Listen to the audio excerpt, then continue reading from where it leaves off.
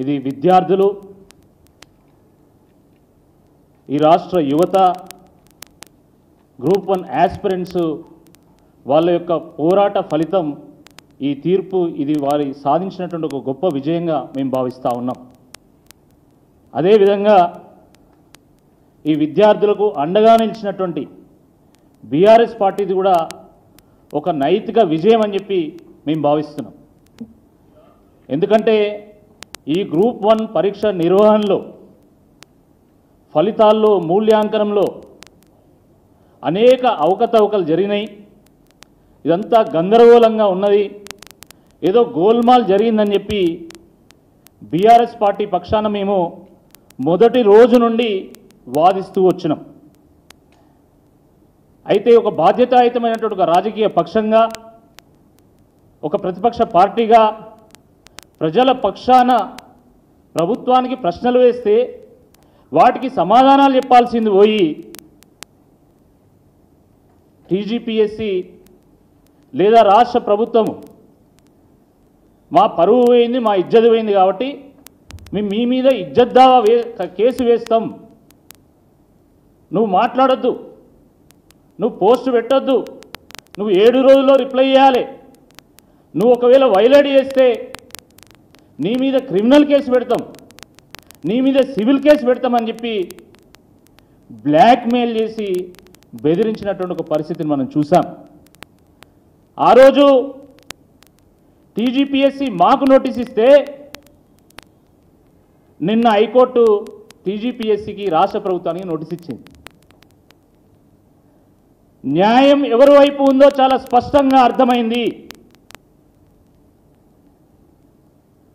ఎన్ని అనుమానాలు, ఎన్ని అవకతవకలు, ఎంత గందరగోళం, ఎంతమంది సఫర్ అవుతా ఉన్నారు. అయినా కూడా ప్రభుత్వానికి కనీసం చీమ గుట్టినట్టు కూడా లేదు. పైగా యాస్పిరెంట్స్ ఎవరైనా న్యాయస్థానాన్ని ఆశ్రయిస్తే ముఖ్యమంత్రి గారు ఏం మాట్లాడతారండి? ఇటీవల రవీంద్ర భారతిలో మాట్లాడుతూ గ్రూప్ 1 మీద వేసినటువంటి కేసులన్నీ తుంగలో దొక్కించి మరి నేను ముందుకెళ్తా. నువ్వు చట్టాలను తుంగలో దొక్కుతావు,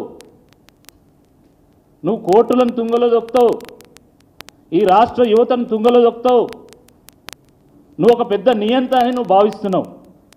నీకంటే పెద్ద పెద్ద నియంతలను కూడా భూస్థాపితం చేసినటువంటి గడ్డ ఈ తెలంగాణ గడ్డ, గుర్తుపెట్టుకోవాలా. నేను ఎవరినైనా మేనేజ్ చేస్తా, నేను మేనేజ్ చేసి ఏదైనా సాధిస్తా అని భావించేటువంటి ఒక తత్వాన్ని మానుకోవాలా. ముఖ్యమంత్రి గారు అయితే ఢిల్లీ, లేకపోతే జపాను, అమెరికా, స్విట్జర్లాండ్. నిన్న జపాన్ పోగానే కోర్టు ఎవరిని తుంగలో దొక్కించిందో అర్థం చేసుకోవాలి. నిన్న కోర్టులో టీజీపీఎస్సీ తరపున, ప్రభుత్వం తరపున చేసినటువంటి వాదనలు వింటా ఉంటే ఇది పోరాణ పరాస్కం అన్నట్టు అనిపిస్తూ ఉంది. ఏదో చిన్నపిల్లల ఆటలాగా, గింత అధ్వానమా?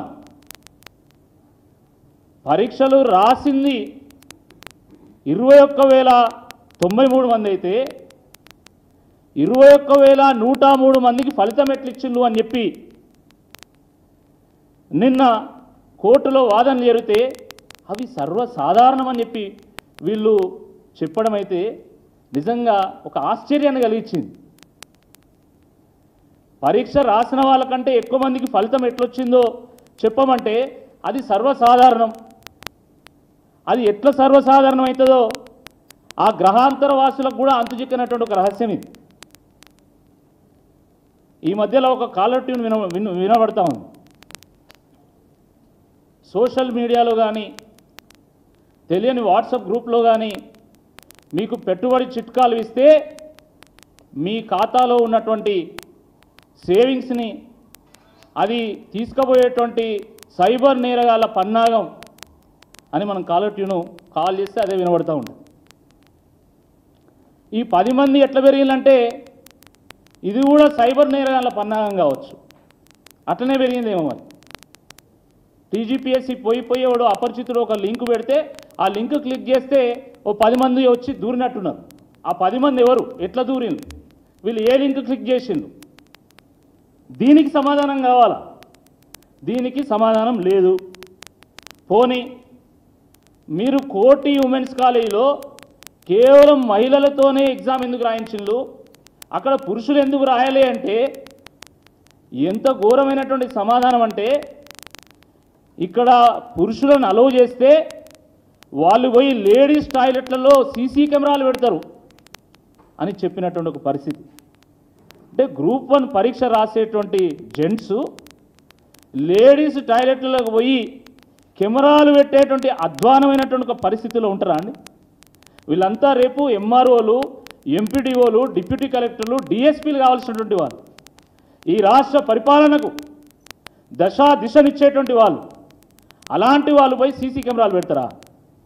వాళ్ళు సీసీ కెమెరాలు పెడతారు అనుకోండి, మరి మీరేం చేస్తున్నట్టు? అంటే సీసీ కెమెరా లోపల తీసుకుపోతానా లేదో కూడా చెక్ చేయలేనటువంటి ఒక దయనీయమైనటువంటి ఒక పరిస్థితిలో ఈ రాష్ట్ర ప్రభుత్వం ఉందా? ఇంత ఘోరంగా మీ అడ్మినిస్ట్రేషన్ ఉందా? చెప్పండి మరి. అదైనా మీ ఒక పరీక్ష కూడా హ్యాండిల్ చేయలేమని చేయలేత్తేసేయండి, అయిపోతుంది కదా. గతంలో కోటి ఉమెన్స్ కాలేజీలో ఎప్పుడు పురుషులకు సంబంధించిన పరీక్ష పెట్టలేదా? యూపీఎస్సీ పరీక్ష ప్రతిసారి కోటి ఉమెన్స్ కాలేజీలో జరుగుతుంది. అక్కడ బోత్ మెన్ అండ్ ఉమెన్ పోయి పరీక్ష రాస్తారు. కానీ ప్రిన్సిపల్ అంటే ఈయన చెప్పిండట సీసీ కెమెరాలు పెడతారని. అదే ప్రిన్సిపల్ మరి యూపీఎస్సీ సెంటర్ ఎట్లా అలౌ చేసిండు? మెన్ను ఉమెన్ బోత్ జెండర్స్ని ఎట్లా అలౌ చేసిండు? దానికి ఏమన్నా సమాధానం ఉందా మీ దగ్గర? పక్క రూల్ నెంబర్ వాళ్ళకి ఒకటే మార్కులు ఎట్లొస్తాయి అంటే, అది కామన్ 1% అట్లా ఇట్లా అవుతూ ఉంటుంది అన్నారు. 1% కాదు, 6.5%.